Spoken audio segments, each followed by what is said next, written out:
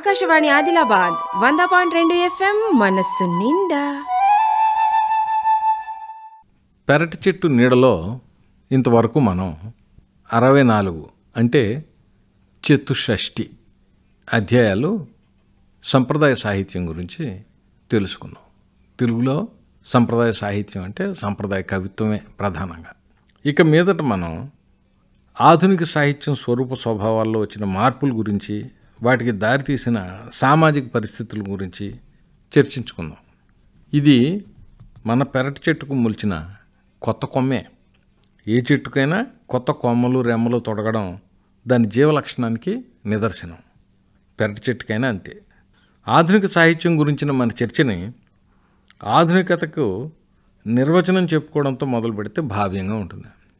ఓవైపు ఆధునికత అనే బుల్డోజర్ పదఘటన కింద పడి నలుగుతూనే ఆధునికానంతర నాగరికత గురించి సుదీర్ఘంగా చర్చిస్తోంది ప్రపంచం. ఇలాంటప్పుడు మనం తీరు కూర్చుని ఆధునికతను నిర్వచించేందుకు ప్రయత్నిస్తే నవ్వుల పాలవుతామేమో.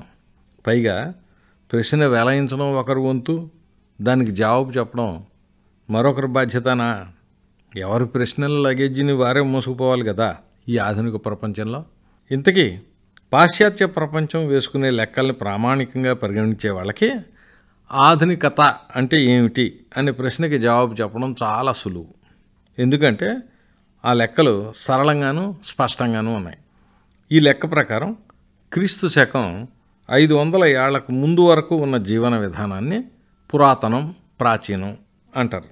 అటు తర్వాత మరో 1000 సంవత్సరాలు కొనసాగిన దశను మధ్యయుగం అంటారు.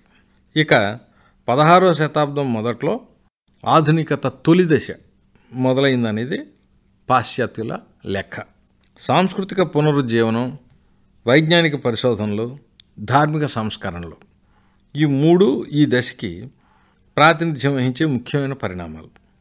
ఈ దశ దాదాపు 2000 సంవత్సరాలు సాగింది.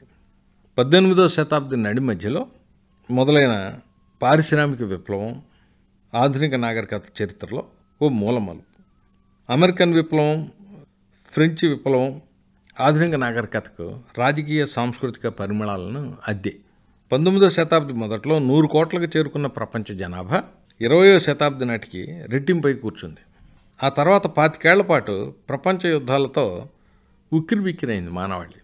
వాటి పీడ వదిలిందనుకుంటే 7.5 దశాబ్దాల పాటు ప్రత్యక్ష యుద్ధం స్థానంలో ప్రచ్ఛన్న యుద్ధం కొనసాగింది. ఈ దశలోనే వియత్నాంలోని ప్రతి అంగుళం మీద బాంబుల వర్షం కురిపించిన అమెరికా చాలా పెద్ద మూల్యమే చెల్లించి ఓ పాఠం నేర్చుకుంది. ఆసియా, ఆఫ్రికా ఖండాల్లోని నూతన ప్రజాస్వామిక దేశాలపై ప్రయోగించిన అస్త్రాల తీవ్రత ఏ ప్రపంచ యుద్ధంలోనూ కనివిని ఎరుగంది. అయినప్పటికీ ఈ యుగంలో ప్రపంచ యుద్ధాలు జరగకపోవడం గమనార్హం. 3 దశాబ్దాల కిందట ఏకధ్రువ ప్రపంచం ఏర్పడడంతో ఆర్థిక రంగమే యుద్ధరంగంగా పరిణమించింది. ఈ నేపథ్యంలో ప్రపంచ యుద్ధాలకు దారితీసిన వైరుధ్యాలు మరింత పొదుంతీరిన మాట నిజమే, కానీ మరో ప్రపంచ యుద్ధం జరిగే ప్రమాదం కనిపించడం లేదు. వర్తమాన యుగం ఎన్నో చేదు నిజాలను రక్తమూడ్చి నేర్చుకుంది. అంచేత ఆ రక్త చరిత్రను మానవాళి చేజేతులా తిరగదోడుకో జాలదని రచయితలు, మేధావులు ఆశిస్తున్నారు.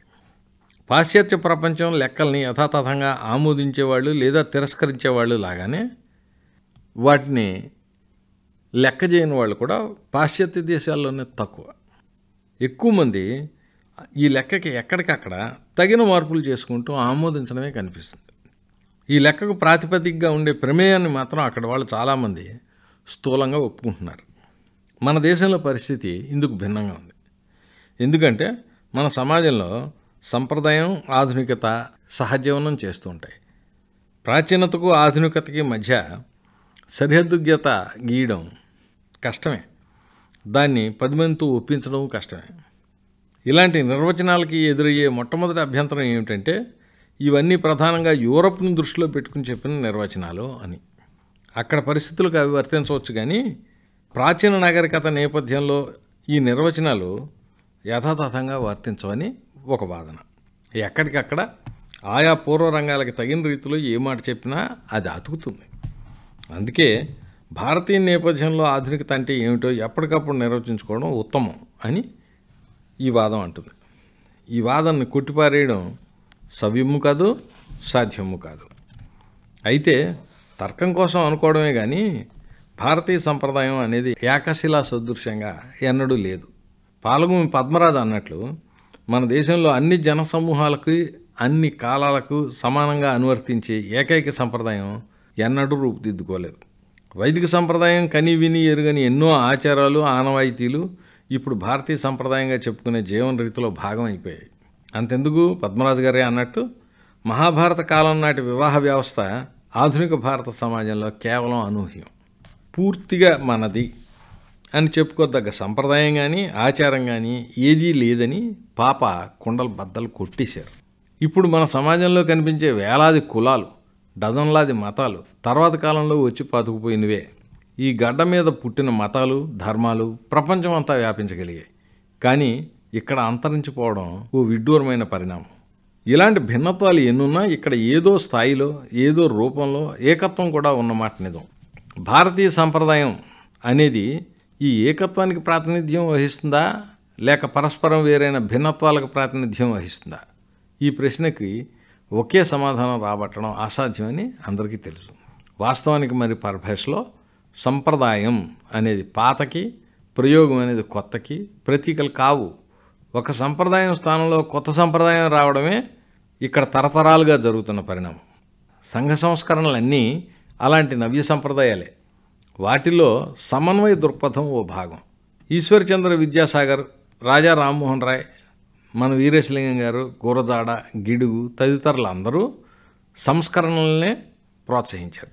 ఈ ముగ్గురు సమాజ సంస్కరణలకు భాషా సాహిత్యాలనే వాహికలుగా చేసుకుని కృషి చేయడం ఒక్క తెలుగునాటనే మన దేశంలోనే జరిగిన పరిణామం కాదు.